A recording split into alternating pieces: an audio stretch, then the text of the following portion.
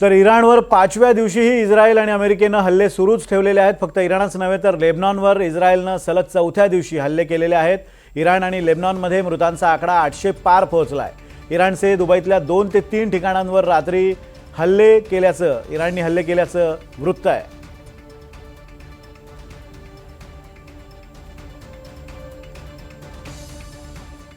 तर लेबनॉनमध्ये 5 रहिवासी इमारतींवर इस्रायलनं क्षेपणास्त्र हल्ला केलाय। पाकिस्ताननं इराणमधून स्वतःच्या नागरिकांना काढलं।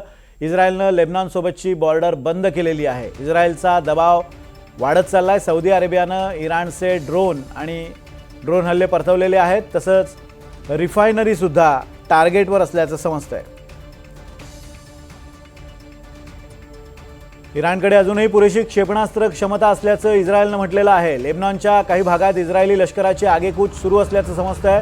उत्तर इस्रायलवर हल्ला केल्याचा हिजबुल्लाचा दावा आहे, तर सौदीच्या आरामको कंपनीच्या आणखी एका रिफायनरीवर हल्ला करण्यात आलेला आहे। या पुन्हा महत्त्वाच्या अपडेट्स आहेत युद्धभूमीतून।